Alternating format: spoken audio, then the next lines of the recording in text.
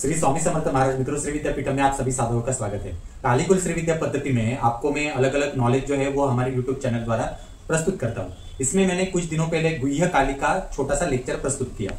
अब गुह्य काली के जो गणपति है उन्हें गुह्य गणपति कहा जाता है। गुह्य काली के पुत्र है गुह्य गणपति। अब गुह्य गणपति का अर्थ क्या है, मैंने आपको पहले भी बताया कि गुह्य गुह्य मतलब सीक्रेट। अब सीक्रेट का अर्थ मतलब देखो, पार्वती की भी साधना करो तो उसमें भी कहा जाता है कि इसका सब सीक्रेट है। शिव जी करो तो भी कहते हैं सीक्रेट है। योगिनी यक्षिणी भी करो तो वहां भी कहते हैं सारे यार इसका भी सब सीक्रेट है। तो सीक्रेट का अर्थ भी तो समझ में आना चाहिए। और जिन सारी चीजों को आप सीक्रेट कह रहे हो वो सारे सीक्रेट मंत्र यूट्यूब के ऊपर फ्री में उपलब्ध है। जो बच्चे भी पढ़ के किसी के कान में मंत्र फूंक सकते हैं। इसे सीक्रेट नहीं कहा जाता मित्रों। सीक्रेट का अर्थ है गोपनीय से गोपनीय ज्ञान, मतलब जाना कहा, कैसे, किस तरह से है। वो एक फिलॉसफी होती है, एक थ्योरी होती है, वो प्रॉपर नॉलेज चाहिए मित्रों।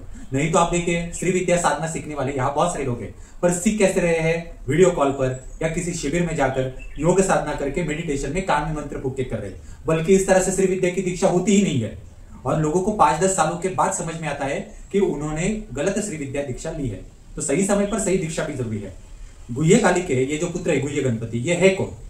तो गुह्य गणपति और गणपति ये जो शब्द आता है ना, तो गणपति में बहुत सारे प्रकार है। मैं आपको बताता हूँ हर समय। अब हमारे पास श्री विद्या में ना लोग बोलते कि गुरुजी गणपति हमारे बहुत फेवरेट है, हमारे इष्ट है और मुझे गणपति की बहुत सेवा करनी है, इसलिए मुझे आपसे ना महागणपति की साधना करनी है। मित्रों, सबसे पहले महागणपति ये सब्जेक्ट टोटल अलग है। जिनका शिव पार्वती से कोई संबंध नहीं, वो एक अलग सब्जेक्ट है। शिव पार्वती के गणपति एक अलग सब्जेक्ट है। आपको समझ में आ गया मैं क्या बोल रहा हूं? लोग महागणपति को शिव पार्वती के पुत्र समझ बैठते हैं, ठीक है, और गणपति को महागणपति समझ बैठते हैं। ये जो थ्योरी है ना, यही समझ में आनी आवश्यक है कि आपको महाविद्याओं की साधना में जाना कैसे, कहा, किस तरह से है। सारी देवियां, मतलब आप देखो सारी देवियों के अगर आप चरित्र पढ़ोगे, श्लोक पढ़ोगे, स्तोत्र पढ़ेंगे, हाँ, तो महाकाली का स्तोत्र पढ़ेंगे तो उसको भी जगत जननी बोला है कि सारा ब्रह्मांड तूने ही निर्माण किया है। आप पार्वती जो है, पार्वती का अगर आप स्तोत्र पढ़ेंगे तो उसमें वो उसकी कथाओं में भी आता है यही जगत जननी है। लक्ष्मी, सरस्वती, एक नॉर्मल कोई छोटी मोटी देवी भी है ना, तो उसको भी बोलते हैं कि ये सारा ब्रह्मांड तूने ही निर्माण किया है। अरे तो ब्रह्मांड निर्माण किसने किया है? तो हर पर्टिकुलर कोई जो देवी होगी उसका कोई एग्जैक्टली अपना एक एरिया होगा, उसके लिए उसका जन्म हो चुका है और उसका काम होगा। तो ये सारी जो देवियां आकर सारे ब्रह्मांड निर्माण करेगी, ये पॉसिबल है क्या? तो मेरा कहने का तात्पर्य ये है कि मित्रों कि जब आप कोई भी साधना करते हो पर्टिकुलर किसी देवी और देवता के, ऐसा बोल के नहीं होता कि इसने ही ये सब कुछ निर्माण किया, इससे ये होगा, उससे वो होगा। जैसे कि उदाहरण के लिए मैं आपको बताता हूँ, बहुत लोग बगलामुखी की साधना करते हैं। साधना मतलब क्या है? 36 अक्षरों वाला मंत्र लेंगे और जाप करेंगे और कहने के लिए क्या है, बगलामुखी तुम्हारा शत्रु विनाश होगा, तुम्हारा पॉलिटिक्स में बहुत ये होगा, फिर बगलामुखी ये करती है, वो करती है। अरे वो इतनी सस्ती है क्या? बगलामुखी इतनी सस्ती होती तो आप भी ऐश्वर्या राय से और दीपिका पादुकोण से ऐसे ही मिल जाते घर पे मिलकर। इतना आसान नहीं है मित्रों। तो यार इतना आसान बगलामुखी हो जाती तो आधे हिंदू तो आपको दरगाह के ऊपर दिखेंगे, तो दरगाह के ऊपर हिंदू दिखाई नहीं देंगे। आप जाइए अजमेर शरीफ, आधे तो हिंदी दिखाई देंगे, तो वो भी नहीं जाएंगे, वो भी फिर दतिया और नलखेड़ा जाएंगे बगलामुखी के मंदिरों में और अपने प्रॉब्लम सुलझा लेंगे। तो ये आपको अपना दृष्टिकोण जो है वो एक विस्तृत करना पड़ेगा। ऐसे बोल के नहीं होता कि ये होता है और वो होता है। ग्राउंड लेवल पे ये सारी चीजें हो रही है, किस तरह से हो रही है वो सोचना पड़ता है, ठीक है मित्रों। नहीं तो हम भी श्री विद्यापीठम द्वारा 10 महाविद्याओं के मंत्र आपके कान में फूंक देते, फिर हमें इतने सारी किताबें निकालने की जरूरत नहीं पड़ती। तो मित्रों, हम आज बात कर रहे हैं गुह्य गणपति की। हर एक गणपति एक प्रजाति का नाम है, ठीक है। जैसे मनुष्य एक प्रजाति का नाम होता है, परंतु मनुष्य में चाइनीज मनुष्य, इंडियन मनुष्य, इंडियन में भी आप देखिए हम मराठी आदमी अलग दिखते हैं, हाँ भले मनुष्य है, अलग दिखते हैं। आप बंगाली जाइए तो बंगाली थोड़ा सा अलग दिखेगा। आप साउथ इंडिया में जाइए, आप सीधा दिल्ली या आप हरियाणा में जाट लोग देखे, हमसे भी अलग दिखते हैं। आप राजस्थान में जाइए, गुजरात में जाइए, मनुष्य एक प्रजाति है, परंतु उसका विभाजन किस प्रकार से हुआ है वो देखिए। उसी प्रकार से गणपति एक प्रजाति जाति है, ठीक है, उसमें अलग अलग विभाजन हो चुका है। तो उसमें जो शिव पार्वती के पुत्र गणपति वो अलग है, ललिता त्रिपुर सुंदरी के जो पुत्र है महागणपति वो अलग है, महाकाली के पुत्र रक्त गणपति वो अलग है, फिर ये जो गुह्य गणपति हम बोल रहे हैं गुह्य काली के गणपति वो अलग है। अब हर एक गणपति का अपना अपना एक कैटेगरी होता है और उसका कुछ कारण होता है। जगत बहुत बड़ा है मित्रों, ठीक है। तो गुह्य गणपति ये एग्जैक्टली क्या करते हैं थोड़ा सा मैं आपको बताऊंगा। अब गुह्य गणपति क्या करते हैं, इसको शुरू करने से पहले हमारा यूट्यूब चैनल शेयर कीजिए और सब्सक्राइब कीजिए।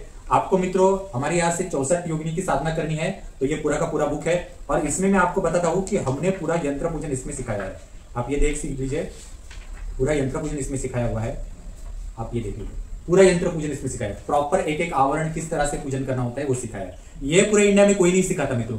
आप किसी को भी फॉलो कर लो, कोई भी वेबसाइट देख लो, कहीं पर भी यंत्र पूजन 64 योगिनी का नहीं सिखाया जाता, रिचुअल भी नहीं सिखाए जाते। ये सुवर्णाकर्षण भैरव साधना है, इसमें भी तर्पण अभिषेकम सिखाया है। आकाश भैरव साधना है, तर्पण का बुक है, अभिषेकम का बुक है। ये सारे कोर्सेज के लिंक हमारे डिस्क्रिप्शन बॉक्स में दिए गए हैं और मुझसे भी आप संपर्क कर सकते हैं साधना के लिए। अब मित्रों साधना के लिए शुरुआत करते हैं। अब हम गुह्य गणपति की जानकारी के लिए शुरुआत करते हैं। गुह्य कालिका पुत्र गुह्य गणपति, तो वो भी स्मशान में ही वो वर्क करेगा, ऐसा है। तो स्मशान के काम छोड़कर मैं थोड़ा सा अलग गुह्य गणपति के बारे में बताता हूँ। जैसे गणपति को जासवंत मतलब गुड़हल का फूल जो होता है वो पसंद है, उसी प्रकार से गुह्य गणपति के पास ना रक्त गुड़हल होता है, रक्त जासवंत होता है। ये रक्त जासवंत जो होता है वो ना डार्क रेड कलर का होता है। रेड में बहुत सारे प्रकार है मित्रों, ठीक है। तो डार्क रेड जो होता है, ऐसा रेड जो नीला काला ऐसे प्रकार होते हैं उसमें। हाँ, रेड जब ना मनुष्य मृत होता है तब उसका रक्त भी जो होता है ना उसमें चेंजेस आ जाते हैं, ठीक है। ये जो चेंजेस आते हैं ना, ये सारे रक्त में आने वाले चेंजेस जो है ये आते हैं महाकाली कालीकुल के अंडर आते हैं, क्योंकि रक्त के ऊपर आप जैसे कालीकुल श्रीविद्या का उसी प्रकार से। तो गुह्य गणपति के अंतर्गत गुड़हल रक्त जासवंत या रक्त गुड़हल हम इसे कह सकते हैं, ये फूल आता है। इसमें 3 टाइप होते हैं। एक जो टाइप होता है ये है 5 पेटल्स का, जिसको कहते हैं, उसमें ना स्त्री वृत्ति होती है, ठीक है। उसको कहते हैं पशाय रक्त जासवंत, ठीक है। 5 पेटल्स का ये जो होता है ना उसमें स्त्री वृत्ति होती है, मतलब जो विशेष रूप से कालीकुल में जो स्त्री से संबंधित जो चीजें होती है उसमें इसका उपयोग किया जाता है तंत्र में। दूसरा गुड़हल का फूल जो है इसमें आता है वो 12 पेटल्स का आता है, जो इसके अंदर आता है, मतलब गुह्य गणपति के अंदर आता है। ये 12 पेटल्स का होता है ना, उसमें इसको कहते हैं कुंभकाय, ठीक है। और ये गुरु और प्रॉपर जो गुह्य गणपति है उसको खुद को पूजने के लिए ये 12 पेटल्स का इसको लगता है, ठीक है। दूसरा है कि 7 पेटल्स वाला, ये जो 7 पेटल्स वाला है ना, ये आसुरी तत्व जो होते हैं, तमस में भी तमस तत्व, इसमें तंत्र शास्त्र में ये 7 पेटल्स वाला ये लगता है, ठीक है। उसी प्रकार से गुह्य गणपति के भी 3 प्रकार है। एक प्रकार पशाय, कुंभकाय, भुष्केशाय। भुष्केशाय यानी उसे कहते हैं भुष्केश, ठीक है। गुह्य गणपति एग्जैक्टली एक पोस्चर में नहीं रहता। जैसे जैसे मूर्त आते हैं वो कभी कभी आपको एक पशाय गुह्य गणपति के रूप में दिखेगा, जिसमें उसके 5 मुख है। और ये 5 मुख जो है ना, जैसे पंचमुखी शेषनाग कैसे होता है उस तरह से ऐसे ऐसे करते रहते हैं, ठीक है। तो वो एक अलग रूप है। कभी कभी वो कुंभकाय रूप में भी दिखाई देता है। कुंभकाय गुह्य गणपति मतलब क्या है कि ये दूसरा रूप है गुह्य गणपति का। एक मिट्टी का घड़ा है, हाँ, मिट्टी का घड़ा, पेट होता है ना, पेट के अंदर गुप्त हम कहते हैं ना, इसमें कुछ गुप्त भरा हुआ है गुह्य, उसी प्रकार से घड़ा होता है। और उस घड़े के अंदर उस कुंभकाय गुह्य गणपति का राजमहल है, उसके सारे सीक्रेट एनर्जी उसने कुंभ में छुपा के रखे हुए। उस कुंभ में घुसना आसान नहीं है, इसलिए उसको कुंभकाय गुह्य गणपति कहते हैं। तीसरा जो गणपति है उसको भुष्केशाय गुह्य गणपति कहते हैं। भुष्केशाय गुह्य गणपति ये जटाधारी है, उसको नरकेश भी कहते हैं। नरकेश मतलब नरक, मतलब हमारे यहाँ का नरक नहीं, महाकाली के लोक का जो नरक है उस एक नरक का ये स्वामी है, ठीक है। गुह्य गणपति की पत्नी है, उसको कहते हैं गुह्य गणी। आप नाम लिख लीजिए, गुह्य गणी।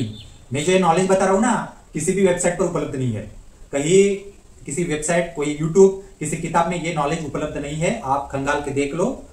हमारा नसीब अच्छा है, श्री स्वामी समर्थ महाराज की कृपा है, महाअवतार बाबा जी की कृपा है, उनकी कृपा से, ललिता परमेश्वरी की कृपा से हम आपको ये नया नॉलेज आपके सामने देते हैं। आपको इंटरेस्ट और ज्यादा हमारे यहाँ आप सीख सकते हैं एडवांस श्री विद्या एसेंशियल, कालीकुल श्री विद्या एसेंशियल, बगलामुखी एसेंशियल। ये एडवांस लेवल के महाविद्याओं का नॉलेज बेस्ड कोर्सेस है। ये नॉलेज जो है कहीं भी उपलब्ध नहीं है मित्रों। आप में से बहुत सारे लोग लाखों रुपए खर्च करते हैं अलग अलग मंत्र लेने के लिए, जो मंत्र आपको फ्री में गूगल के ऊपर उपलब्ध है, परंतु नॉलेज कहाँ उपलब्ध है? तो नॉलेज जो है वो श्री विद्यापीठम में उपलब्ध है। जो हम इस लेक्चर के द्वारा कैसे आपको बता रहे हैं, उसमें भी एडवांस नॉलेज हम आपको सिखाते हैं। तो गुह्य गणपति के पत्नी का नाम है गुह्य गणी, उसको गणी नाय भी बोलते हैं और गणपताय भी कहते हैं। कभी कभी उसका सीक्रेट नाम भी जो है वो गुह्य कांश भरीय भी है। कांश भरीय मतलब काशम भरी। ये इसका अर्थ ये है कि हमारे जगत में फूल जो होते हैं ना वो दिन में खिलते हैं, और कालीकुल का जगत जो है, महाकाली या ये जो काली ब्लैक एनर्जी है, इसमें रात्रि जो होती है, अंधेरा जो होता है, उस अंधेरे के प्रकाश में या अंधेरे के उस उजाले में या अंधेरे के एनर्जी में वह फूल खिलते हैं। ठीक है, उसका अभ्यास जो है ये यहाँ पे आता है। तो मित्रों कितना बारीकी से अभ्यास करना होता है वो आप देखिए। इवन मैं आपको बताता हूँ कि जैसे हमारे जगत में तंत्र में ना सफेद गुलाब, लाल गुलाब, पीला गुलाब, ऐसे गुलाब उपयोग करते हैं, वैसे ये जो प्रकार होते हैं कमल में भी होते हैं। गुलाबी रंग पिंक गुलाब, पिंक कमल, लाल कमल, सफेद कमल, ऐसे प्रकार होते हैं। तो ये जो प्रकार है हमारे ऊपरी जगत में मनुष्य में उसको उपयोग करते हैं, तंत्र में हो या पूजा में हो। उसी प्रकार से महाकाली का जो जगत है, ये गुह्य काली, इनका जो जगत है, ये ब्लैक वर्ल्ड में ब्लैक, ब्लू, ये जो होते हैं ना, इनके जो कमल होते हैं, इनके जो गुलाब होते हैं, इनको उपयोग किया जाता है। ये बहुत इंपॉर्टेंट बात है मित्रों। इवन मैं आपको बता दूं, तंत्र में जो कमल के पास बड़े बड़े आपको ये दिखाई देते ना, उसके पान, ठीक है, उन पान के ऊपर कुछ भी बूंद पड़े हुए रहते हैं। ठीक है, बहुत लंबे समय तक कुछ पानी के बूंद कमल के पत्तों पर आपको दिखाई देते हैं। ये बूंद जो होती है पत्ते को छोड़कर बाकी पौड़ में नहीं गिरते। तो ऐसे पत्तों के ऊपर जो जल है ना, वो पानी की बूंद, उसके ऊपर भी तंत्र क्रिया होती है। तो इतना अभ्यास है इन सारी चीजों का। तो ये आपको सारा चीजें समझ में आ गई, ये किस किस प्रकार से होता है। और गुह्य गणपति का गुह्य का अर्थ ये होता है कि ये ना काले जगत के स्वामी है। काले जगत के स्वामी या काले जगत में क्या होता है कि एक तो ये ना नॉर्मल देवी देवताओं से भी अधिक क्रोधाविष्ट होते हैं, जल्दी किसी को अपने एरिया में आने नहीं देते, अपने ऑरा में किसी को आने नहीं देते।